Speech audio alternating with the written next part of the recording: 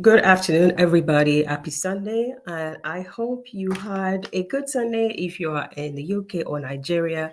And if you're in North America, I hope your Sunday is going well so far. My name is Dr. Adi. And if this is the first time you're seeing me, I'm happy to have you come and join us. And today I'm going to be talking about professional brand and how do we elevate your brand? And what are the elements that we need to pay attention to ensure that your brand can command the salary you want, your brand can command attention that you want, the visibility you want, and also that people are going to buy a product from you because of how good your brand is. I want to share some of my experience with you today, and I want to make sure that you're here. So we're going to wait a little bit for more people to come in.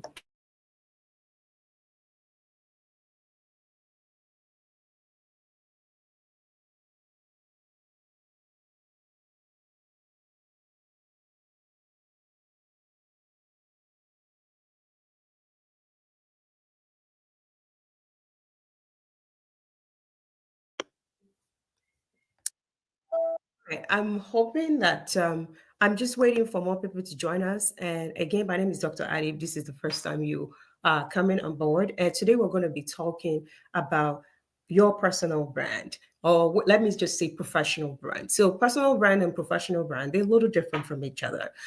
When you are professional, professional brand is about how you position for opportunities. If you have a job, how do we make sure that when anybody come across you, you leave an impression that makes you a highly valued individual. This is also the perspective that shapes when you become a subject matter expert and all that. Now, for personal brand, it's all encompassing.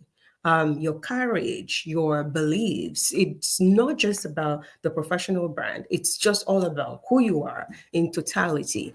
And they're different because somebody may have a very solid professional brand, how they carry themselves at work, how their colleagues see them, and their personal brand is another thing. They don't have social media. They're not really that kind of person at home, and their beliefs is not really is different from what it is or what people perceive them as when it comes to professional setting. But today we're focusing on the professional side. So whether you're a business owner or you're a professional, this will help you a whole lot. Now, before we get into it, I want us to talk a bit about, where you are right now. And whether you're a professional or not, I want to do a bit of analysis for you, wanting to help you find out who do people perceive you as today? I'm going to share my screen just a second. Um, Present.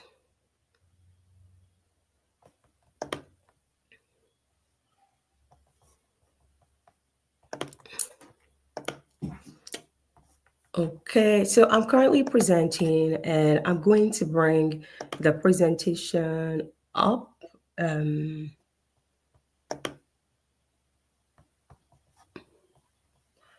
I'm wondering if you can see it yet. Okay. I hope you can see the slide that I'm sharing. And I want to talk to us a bit about your professional brand in such a way that it resonates with you and you have some understanding here. And I want you to confirm in the comment section if you can hear and if you can see me, because that helps me know whether we need to troubleshoot something. Now, back to what I was explaining. We want to find out how do people perceive you? Because when it comes to professional branding, you may see yourself one way and people see you a different way. So it's important for us to know, how do people perceive you? How does your colleagues perceive you? Let's even focus on your colleagues at this time. Now, I'm giving an example of Ayo. Let's say Ayo is a subject matter expert in AI. He has a PhD, and there are other 15 AI experts where Ayo works, but Ayo is the get stuff done guy and is a critical thinker. So every time there's something that they couldn't get done, they know that they can dump it on Ayo's table and that Ayo is going to figure it out.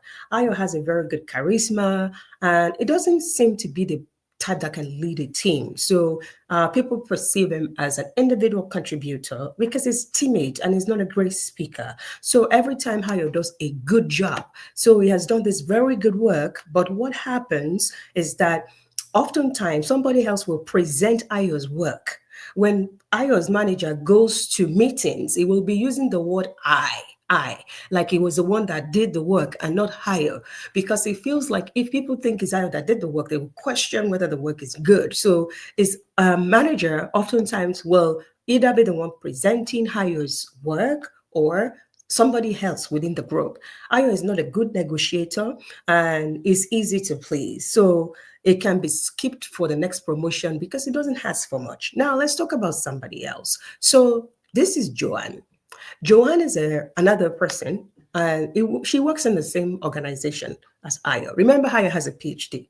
Joanne has a bachelor's degree, not a PhD. And Joanne is a problem solver. She's likable, she's sociable, and she's always vocal in meetings. If Joanne and Ayo are in meetings, Ayo is the one that did the job, but Joanne is the one who's going to be talking, asking questions, and kind of making sure that, we get an outcome from this meeting. She is the go-to person for anything that needs to be done. And then she only works on visible projects. She's very intentional. If you give her a work plan, she's going to say, no, I'd like this project included. I think it's the company's priority. I'd like to be on that. And Joanne also is involved in the company's ERG. So every company has like a resource group for minorities. So it could be like a Black resource group. It could be like a women's resource group. Joanne sits on the board of the women's ERG, and she also plays golf. So every now and then, Joanne will come in contact with her manager's manager, the VP that a manager reports to at the golf course. And she's very visible on LinkedIn. Every week, Joanne will make one post or two on LinkedIn, and she shares different things on LinkedIn. Now, I want to ask you, you've heard about Joanne and you've heard about Ayo. I want to ask you, who are you?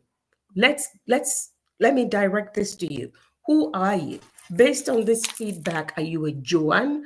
Are you an Ayo? Let's find out, because the aim here is to be able to help you see who you are and how does this, then we'll now explain how does this look. So I'm asking, who are you? Who do you think, based on this explanation of Joanne or Hayo? So would you say you are an Ayo, or would you say I'm a Joanne? We're testing this out just to find out who you are. Now, let me tell you my perspective, right? Most people who are Hayo, let's go back to Hayo. So most immigrants are oftentimes mostly Ayo. They just put their head down and do their work. And we usually have masters, PhD, and all of these different education. One second. Yeah, we usually have all of this education and the likes, but the issue there is that oftentimes we wonder, why is nobody promoting me? Why is nobody hiring me for what I deserve? And it's because oftentimes we are like higher. We don't speak up in meetings until somebody poke us and say, can you share your thoughts with us on that? When we go to meetings, we're just quiet throughout. We have no agenda for that meeting. We're just going grudgingly because somebody said we have to be there. We're not thinking about the fact that you are important to that project. You are supposed to be in that meeting. That is why they sent you an invite to be there. Now, look at Joanne and Ayo. If you are their manager, and it's time for promotion, who would you promote? So somebody responded that she's an Ayo trying to become a Joanne.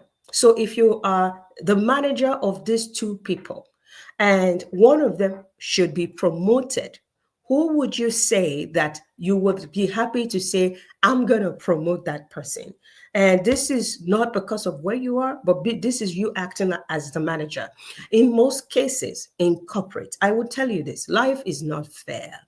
And that is why we have to play the game of office politics. We have to play the game of professional branding, because how life perceives us is different from how we think we should live our life as immigrants in most cases.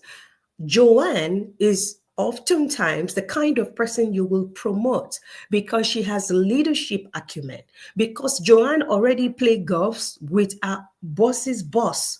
So Joanne can have conversations with her boss's boss about their progress.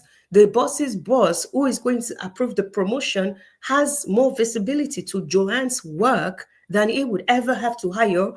And Ayo is too timid. Ayo is comfortable. If you're one of those people that you just accepted the job offer, you never even asked to negotiate at all, you are an Ayo.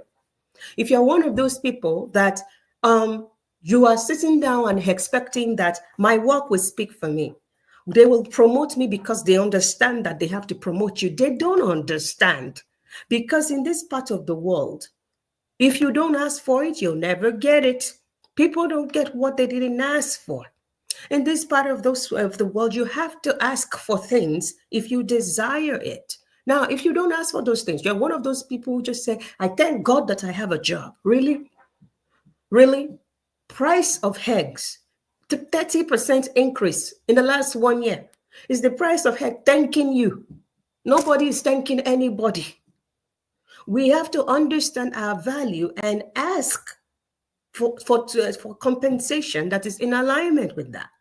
And I'm a Christian, and I feel like I put up a picture up today on Instagram, and I put my second slide said, shrinking and playing small doesn't make you spiritual. It makes you unavailable for God's assignment.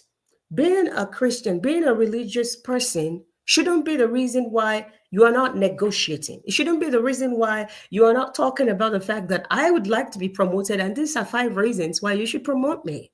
And I'm explaining this, I'm starting from this perspective because I want you to be able to take a pause back and start to think that truly, why do I need personal branding? Why do I need professional branding? Because it's affecting how easy or how hard it is for you to get promoted. Now, if you're looking for a job, the same thing applies. Both of you have the same experience. You have the same education. You have the same everything, the same certification. And there is a Joanne that has sent in their CV. And then there is a Ayo that has sent in their CV. You Google their names. You saw that Joanne was speaking on a panel here last week. You saw that Joanne was on that place speaking on a panel 5 weeks ago. You saw that Joanne has connected with 3 members in your organization. So you could call them and say, hey, do you know this person? Would you give Joanne a job or hire? You'll give Joanne a job. Why? She has presented herself as a leader. She has presented herself as a problem solver, even for another company entirely. Because Joanne is visible on LinkedIn, because Joanne is out there in that industry, people know her. They call her to come and share her thoughts on panels. She doesn't even have to look for a job. Job will look for her. And this is why we're having this conversation today, that having a very good and profound professional brand is critical for whether you're seeking promotion, for whether you're seeking another job, or you're seeking to be valued more than you are valued today. Getting angry, that is because you're an immigrant, that's why nobody wants to pay you. It's a wrong thing to do. They are not offering you more money. And the reason is not because you're an immigrant. The reason is because your brand is suffering.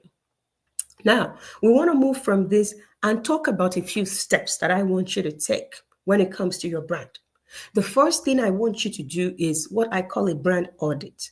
I want you to take a step back today and think about 5 people that you can ask them about your brand. That I want to ask these 5 people about my brand. I want an honest opinion about me. It's called a brand audit. What are you hoping to get from it? What is my UVP? My unique value proposition or my unique selling point? What is it that sets me apart professionally? You want your colleague, your manager, the people that you work with to say that, oh, Adi, I believe that you are the subject matter expert for ABC. If you didn't come here, or if we don't have you on this team, we are going to suffer in this area and this area and that area. You want to know your UVP. You just don't want to say that this is my UVP. I want you to do a brand audit, 5 people, and let them be able to tell you this is what they think sets you apart. Number two, what are your core strengths and qualities? What is something that these 5 people think they are key traits that you bring to work?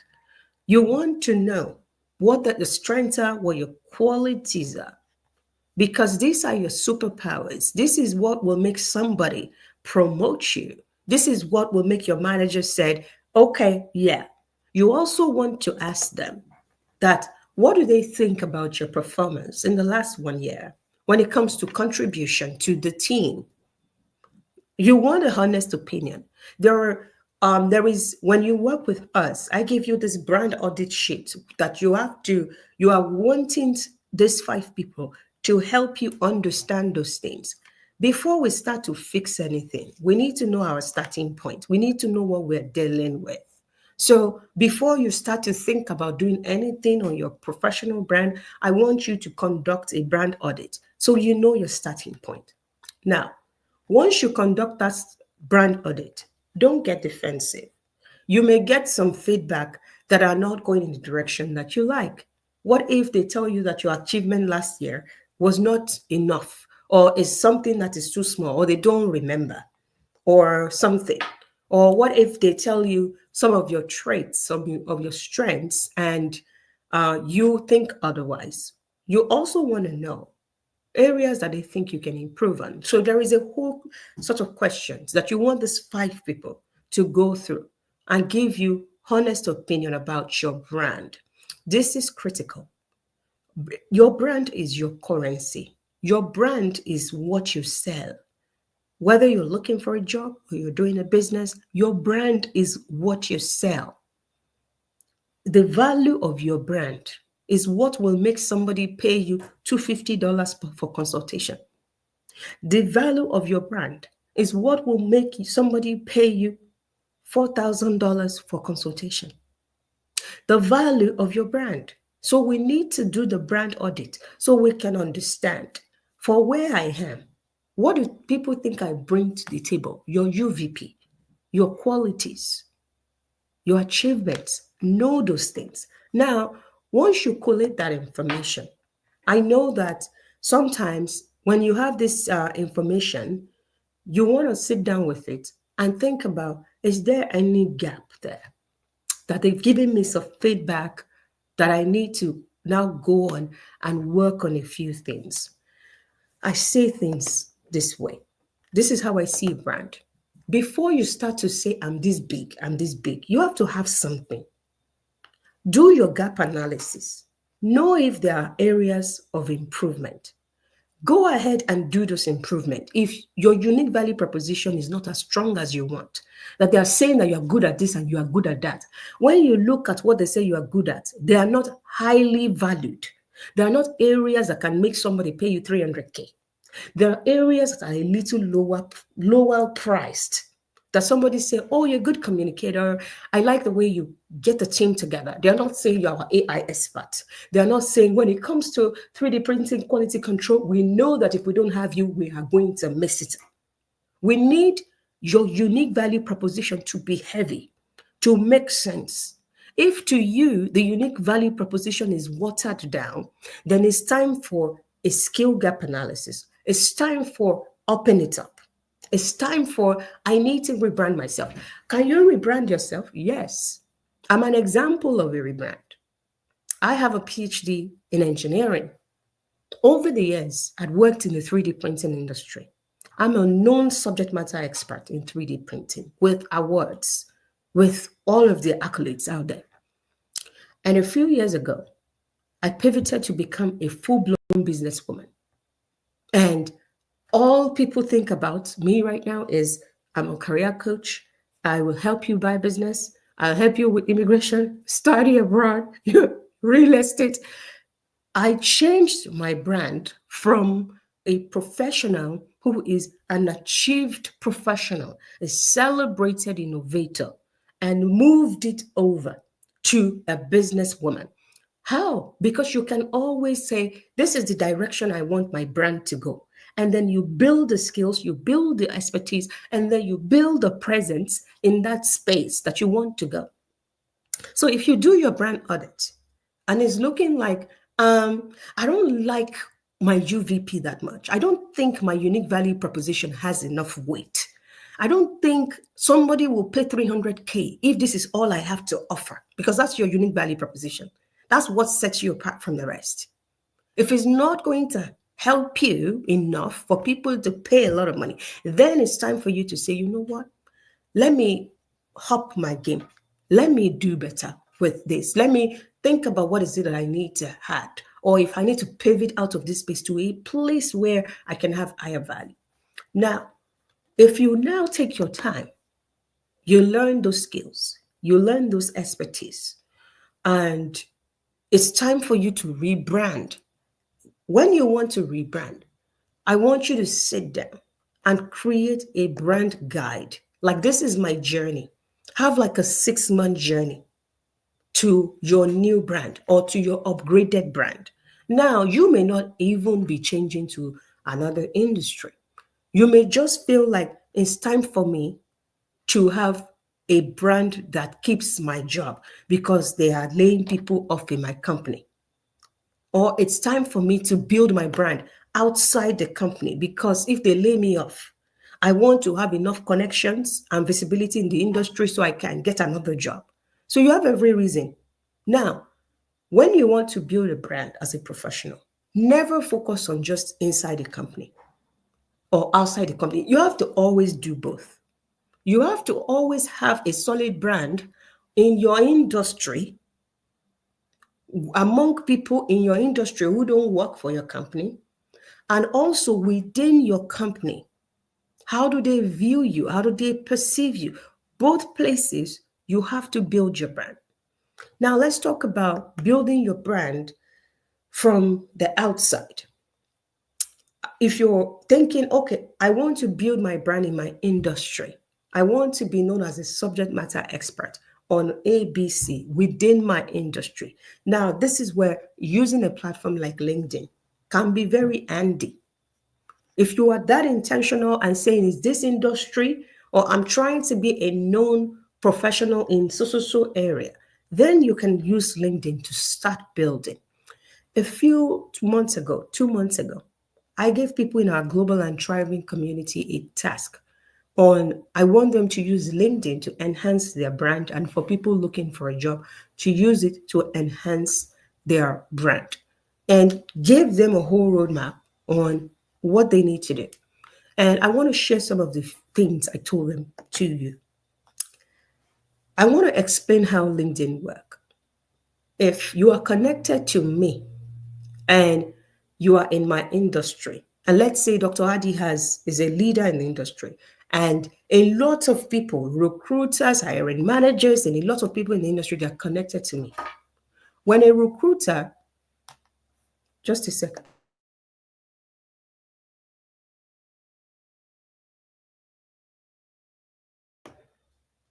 When a recruiter is looking for someone to pick, maybe they're trying to hire, because you are connected to me, as you are now a second person to them, you will be visible faster to them than when you're not connected to anyone that is connected to them. Let's say me that you're connected to, I'm connected to that recruiter.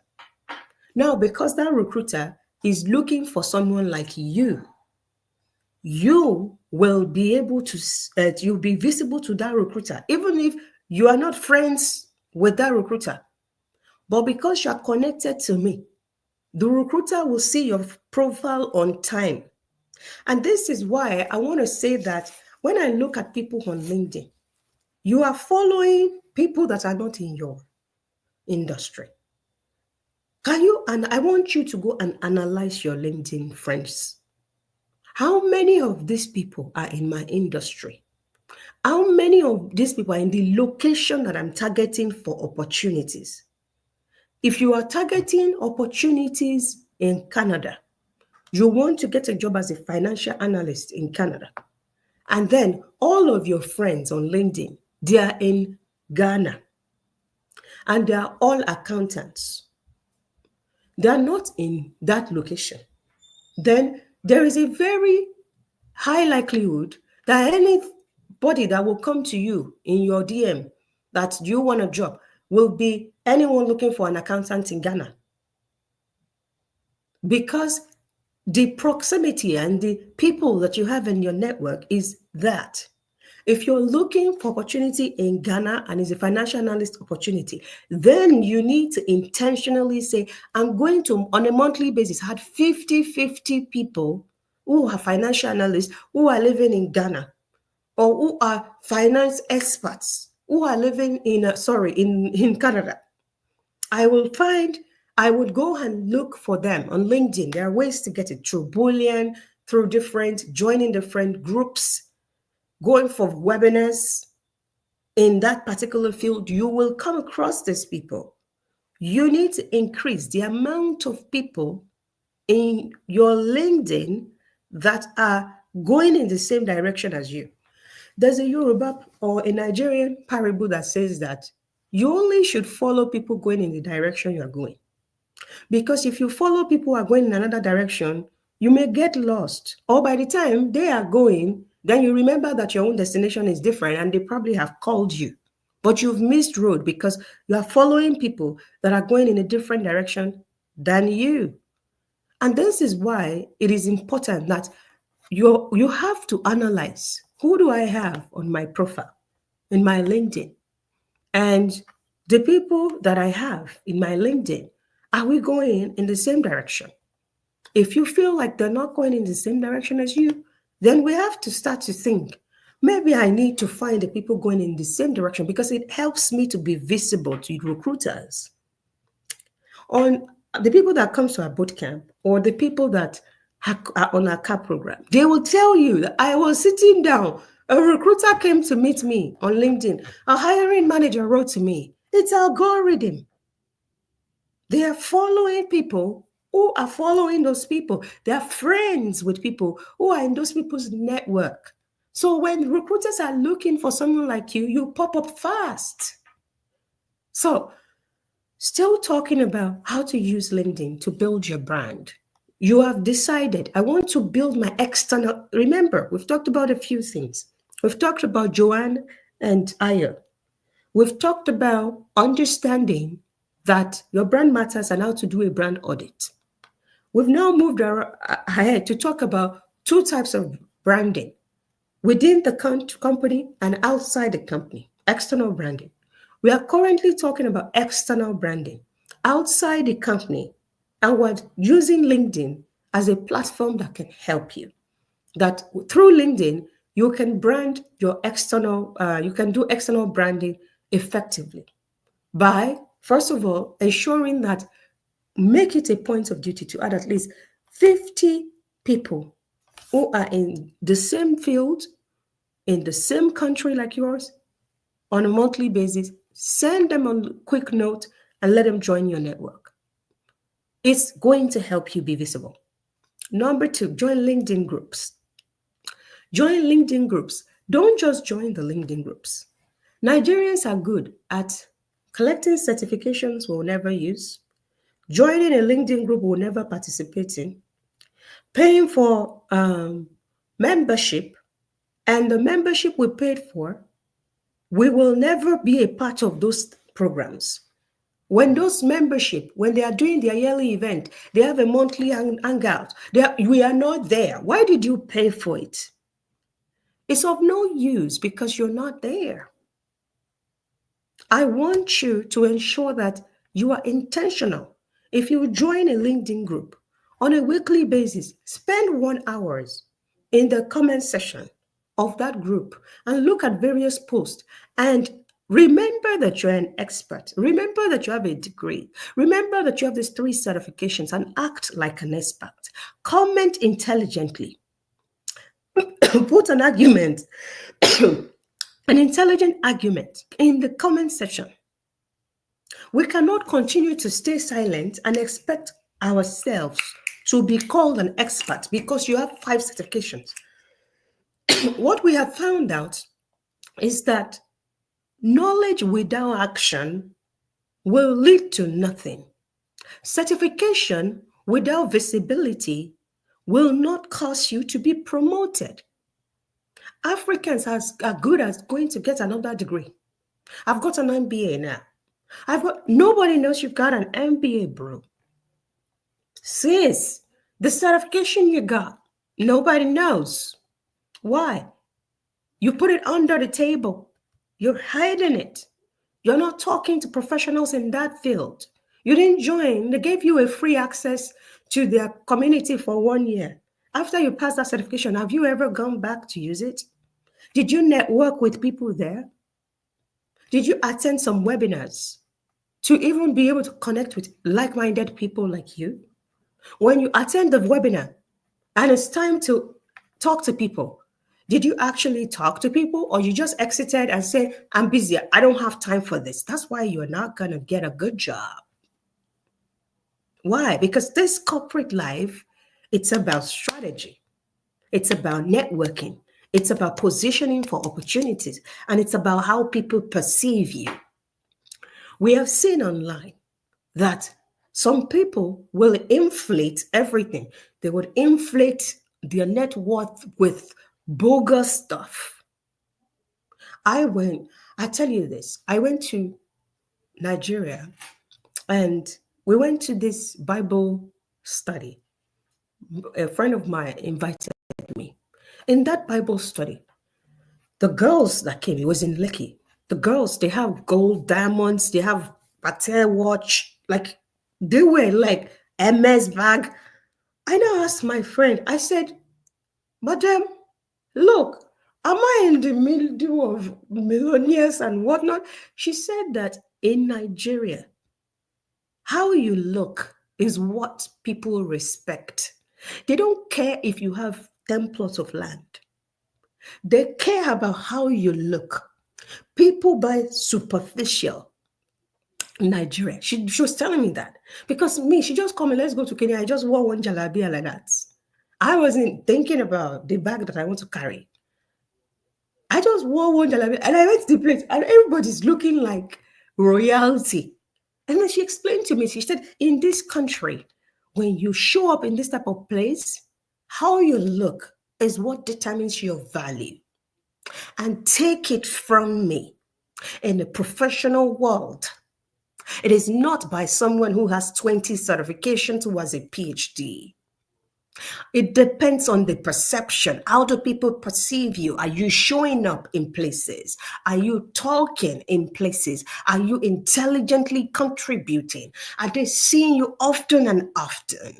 They have to see you. You have to talk. You have to contribute intelligently, and it's in you. You have that certification. You have 2 degrees. If you open your mouth, if you would open your mouth, value upon value will drop.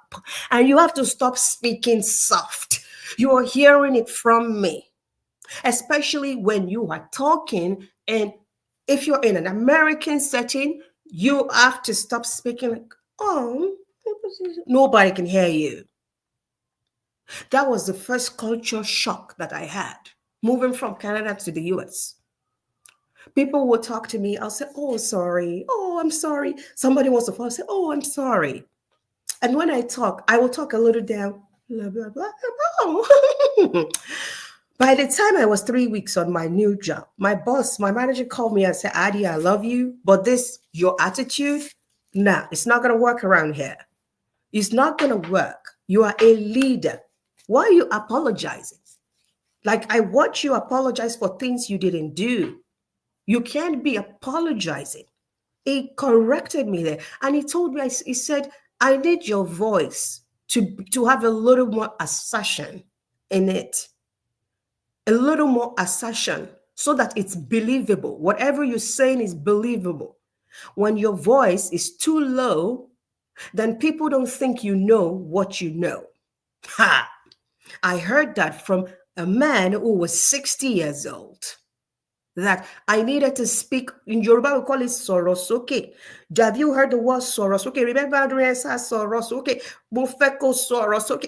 Because if you don't, and you are smart, I know you're smart, you're intelligent, but I don't. In America, femininity doesn't work. I'm telling you, there's no femininity in this country. You raise your voice, they can hear you. You speak like a boss. That's the American way.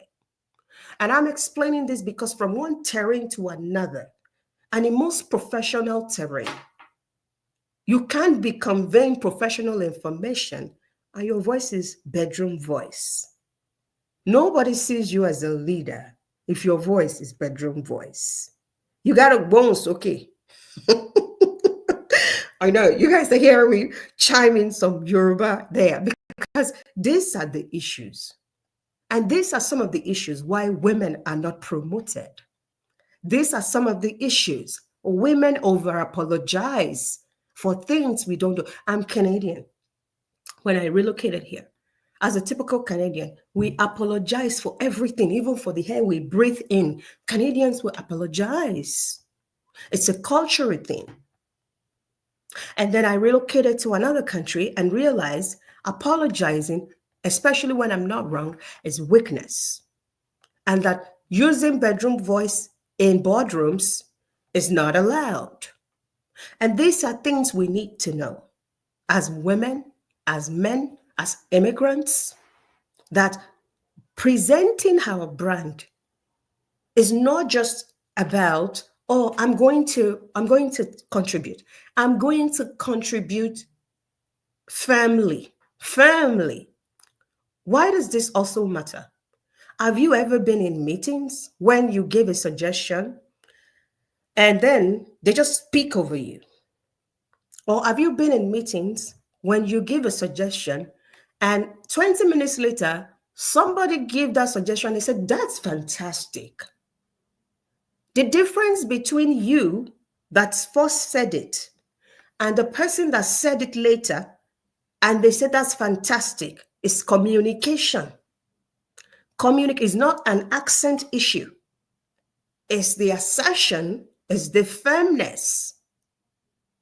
Is the fact that it's more believable because that person used the right tone and the right voice to actually pass that opinion forward, or that person passed that opinion forward without saying, I think.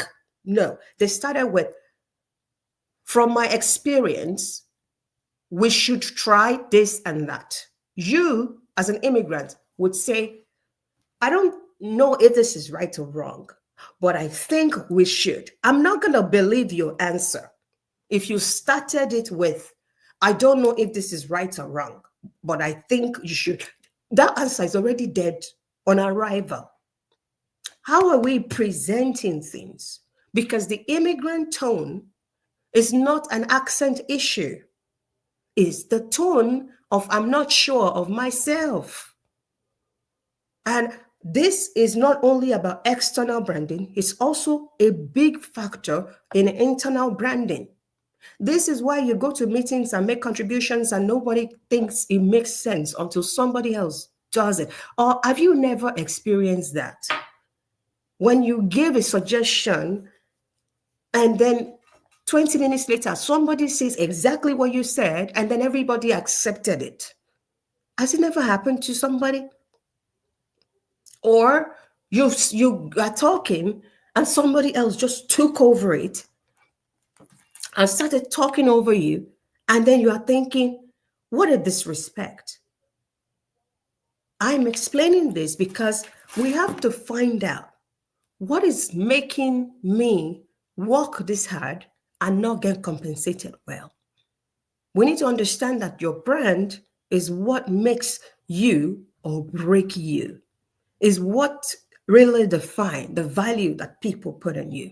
Now, we've talked about using LinkedIn. First, you need to follow the people that you're going in the right direction or same direction intentionally on a monthly basis. Add 50 new people that are in your field. Secondly, join LinkedIn groups in your field. Join it.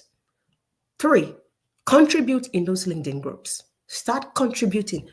Intentionally go to the comment section of that LinkedIn group that you just joined every week and contribute there 1 hour. 1 hour. Before you know it, people will start to slide into your DM. Because of that opinion, somebody will give you a follow button. They will add you. They will add you. Before you know it, somebody will invite you to the next webinar they are doing and say you should come, that they would like to hear your opinion. Before you know it, somebody will say, can you be on my panel? I'm leading a panel at so conference. Are you participating? Would you like to come? This is how people get speaking engagements. This is how people get asked to come and lead a webinar. This is how people get to come to go and sit on panels. Because LinkedIn is now available to us. We don't even have to say, I'm only going to happy hour. I'm going to sit down with those people. You can do it online. What I would like for you is that everything that you have accrued, everything, your education, your work experience that is multi-continent. You had worked in Nigeria. You had worked in the UK. You had worked in Canada. That is multi-continent. It's very versatile. It has value. Flat out big value. And this should be something that you're leveraging. But you have to see yourself first before somebody can see you. So when you go and do that brand audit, I want you to, first of all, have analyzed your own brand. That, what do I have? Who am I? There's something I know. With the way I understand who I am, nobody can tell me who I am. You can't come and tell me who I am that I didn't know. I already know this person. So there is a very high chance that whatever you are telling me about me, I know. Of course, I'm always happy to do a brand audit so that people tell me who they see. Today on Instagram, before this IG Live, I posted, I said, who do you think Dr. Adi is? Can you tell me? Why? Because I want to know. I want to know what comes to your mind when you see my brand, when you see my video, when you see me post a picture, what comes to your mind? What unique value proposition, UVP, do you place on me? Now, we've talked a bit about LinkedIn. Add those people up, participate. I want to share a quick story with you. In 2017, my story went viral in Canada. I graduated with a PhD. I became the first Black person to get a PhD in biomedical engineering from University of Saskatchewan. And that story went viral. My social media grew. In my place of work at that point, the CEO started inviting me for a speaking engagement that I should come with him. And I became like one of the faces of the company, like a massive company. And I tapped straight away into that visibility, straight away into it. And why am I explaining this? First, how did that happen? I was the one who shared my story. I shared my story on social media that I graduated, first Black person to do this, and I shared about my humble beginning, and then it went viral. I have another friend who is a lawyer, and this week that just ended, she shared on her social media that she's speaking at a law event in Florida. She shared it on her Instagram and her LinkedIn. And within 2 hours, another law society sent her a message that they would like her to also come and speak to them next in that same May. That they immediately connected with her. Why? Because she shared a story. When you don't share your story, there is no need for you to create a story you will never share. Why are you getting that degree if you will never post it, that you got it? If I never shared my story about being first Black person to do this, it will not go viral. I've been working in that company The CEO is a mass. At that point, I was working with the oldest manufacturing company in Canada with many branches. The CEO has been to our facility once. He didn't even meet me. Who am I? I'm just a low employee. But once my story went viral, the CEO found me by himself. Hi, Addie. I read your story online and I saw that you work here. I said I have to book a coffee chat with you. And I keyed into that opportunity immediately. And he said, you're so smart. You are like the face that we need. Manufacturing with a PhD and a woman and an immigrant. Everything about you scream there is possibility. They made me the face of the company. And I milked it.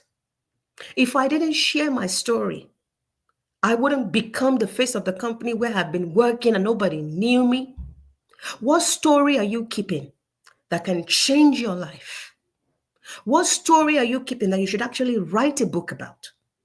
What story are you keeping that you should post online? What success that happened to you in recent time that posting it could bring more success? Look at this, my other friend. She just shared her speaking engagement that she'll be speaking in social place in Vegas. And she's excited to be one of the speakers in this high profile event. Another high profile event. Same day, they reached out to her. Why? Because they saw that she's speaking here. She's speaking here. We better tap her to come and speak here too. Opportunities is not just going to come to you because you have a PhD or a master's. It's going to come to you because you positioned. You positioned yourself. You sold your market. If you don't gas yourself up, who will gas you up? If you look in the mirror, you don't tell yourself how wonderful you look, how awesome you are. Who's going to tell you you're awesome?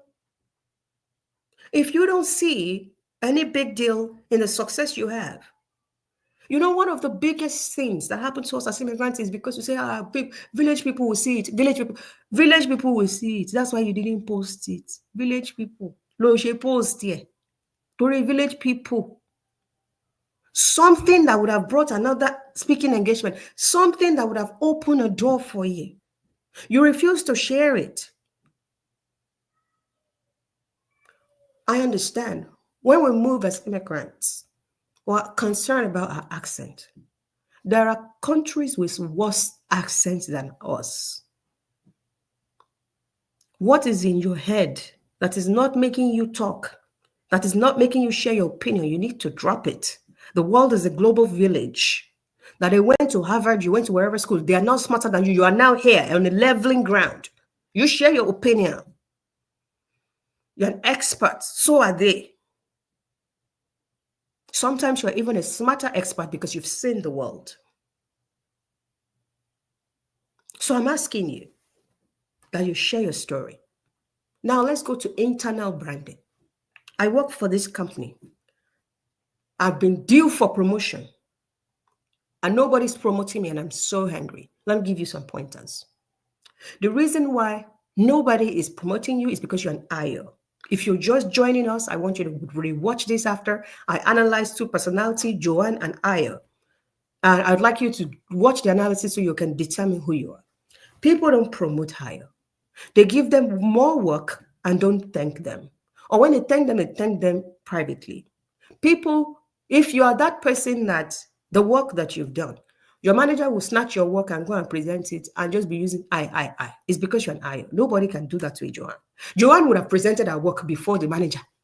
And she'll carry the manager along and say that let's go and present it in this place. Are you okay with it? Let's do it. And are you going to come? Yes, because she's in front of her own success.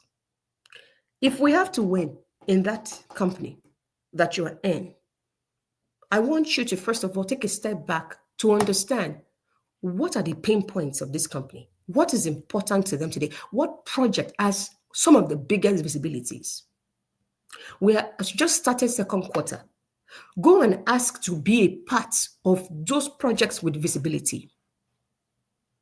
You can't be doing a project. You can't be on a project that doesn't have visibility. Nobody promotes people who are on projects that the company really needs. Being on projects that nobody cares about is why you don't have visibility. Whether by campaigning for yourself, whether by repeating it 5 times, whether by just lobbying, whatever method, make sure that the projects you are working on, they are so key to the company that even the CEO will attend the meetings. They are so key to the company that when the CEO reads their quarterly reports, they are talking about they are releasing a product by December and it's your product. Go and make sure that you are positioning. Positioning is important. The same way you can use LinkedIn as a marketplace to position. You can also think about, let me position towards these projects that have visibility. I want you to analyze the projects you're doing right now. Do they have visibility? Or how did I get to on this project? Who needs it? How is the company valuing or perceiving this project? So let's find projects that have high visibility and make sure that's where you're on. Now that you're on that project, there is going to be highly important people, highly valued people on that project. You will do your very best because I know you will. You are up to the task. There is something called self-evangelism. You want to self-evangelize your output, your progress, your achievements, your results. As those results are, when it is clear that you are your own self-evangelist, people don't steal your work and put it in their own and be doing I. Because they know that this one, she evangelized her progress. Look for those monthly meetings that high-profile people come to. As you are making the progress, be telling your manager, let's go and present it there so that more people will see what we are doing. Be the advocate, evangelist of your craft. You have won. People said, this is fantastic. From today, just say, I appreciate that. Stop saying, oh, that's nothing. From today, if somebody say you're fantastic, tell them I appreciate that. Thank you. It's good to hear that. That you're downplaying of your success. Oh, it's nothing. It's nothing. It's why nobody will promote you. Because they know that you don't take these things. You don't even think you need them. When they know that when they say that, you smile and say thank you, they will feel like it feeds you. Then let them say it. Because I see a lot of Africans consistently downplaying, undercutting ourselves by discarding. When people say you have done fantastic work, you are the one who did this and that, you are the one saying, oh, it's nothing. Huh? From now on, let me give you an example. When a Black person has done, I was responsible for delivering the project on so. A white person. Oh, on the 15th of March, 2025, we actually got a groundbreaking result, which yielded 15% increase in methane, which is going to change the world. This thing have the capacity to provide fuel that will power the car that is cheap, that is going to turn gasoline to $2 per liter. Hi, you just said the name of the project. The white guy has analyzed that he's the one. He gave them dates safe and said that he's the one that delivered it and that this is the progress and this is where it's going. This project is going to change the world because gas is going to be $2 per liter by the time it's done. If you are the CEO, are you not wanting to, you're going to want to monitor the progress of what will cost the world to have $2 per liter fuel now? Because this person not only said that they have results, they are saying that the future to come, this project that I'm working on, is going to change the world. It's going to cause the world to buy fuel for lower price. I want to ask you, how are you marketing yourself? You have done the work that you didn't sleep to do. Did you even have a brag document to write down this progress so that you can carry it on your head and be evangelizing it around? Because if you don't value yourself, nobody will value you. If you don't sell your market, Nobody will sell it for you. If the only person that knows about your success is your manager, you are doomed to fail. You need to have a strategic plan that helps you evangelize your success beyond your manager, that creates visibility to your success in such a way that other stakeholders know that you're the one that delivered this, that gives other people a chance to see your progress. So that if your manager doesn't even want to promote you, because your manager's manager now know, because three other team members now know, because two key stakeholders now know, because your mentor now know, because a sponsor now know, your manager cannot deny that that was your progress and that that is worth a promotion.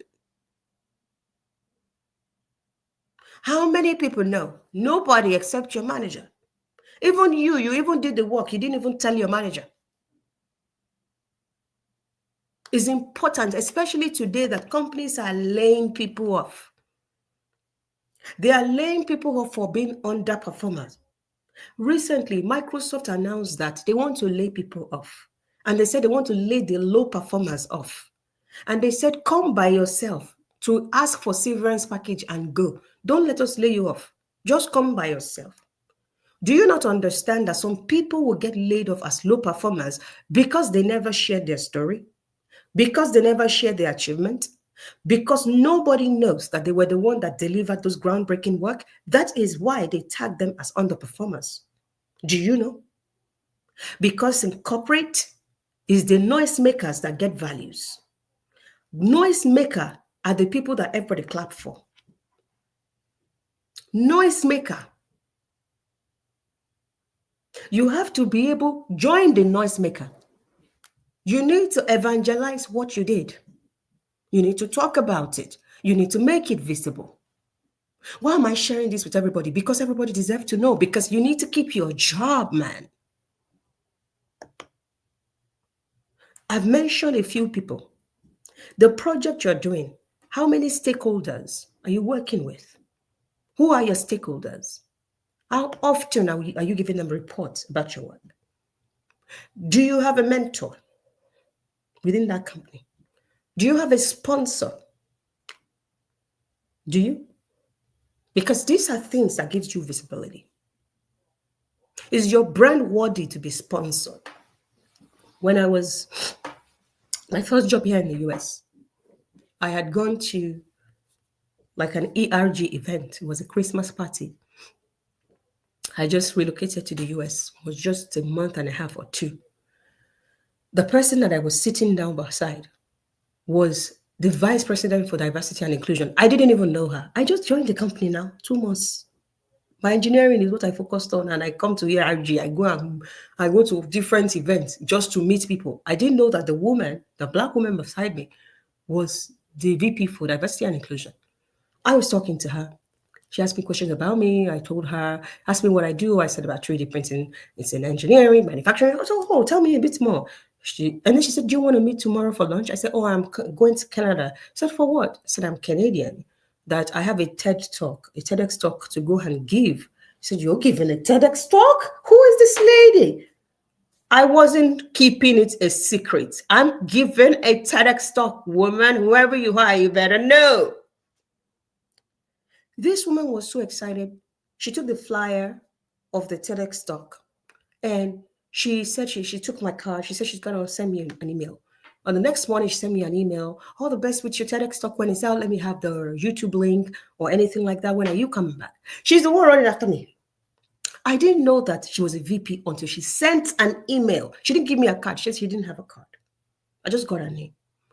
Next morning, I saw an email, VP. That I said, like, so that woman was a VP? Jesus. Oh, yeah. I got a sponsor by attending an ERG event in your company that you work in. I want you to find out, do they have ERG event? Like a minority group? Maybe it's Black ERG, maybe it's women ERG, maybe it's minority, whatever it is. Go and join that. There are people who can sponsor you there. At least start from there. Start networking with people there. If I didn't go to that Black Christmas party, I wouldn't meet that woman. That woman not only sponsored me when I worked for that company, when I left the company, she still retained the friendship. She still will look out for me. She became like a mother to me, a sponsor. When you are in a place, you're not trying to say, how do I build network? I didn't have a Black mentor. I had white mentors. This is their country. They know how this place work. Okay? One Black woman, one Black man. Two mentors. Are you intentional about actually finding those mentors? The stakeholders that worked with me on my projects. I know my first project, I had 6 stakeholders. Every month, I will book meetings. Yes, I have one-on-one with my managers. I had 2 managers. But my stakeholders, every month, they must know what I have done. I'll go to them. I'll tell them, this is what I'm working on. This is what worked. This is what didn't work. I'll give credit to people. So my work was visible. Everybody knew the progress. You can't steal my work, okay? They know that it was Adi that did that.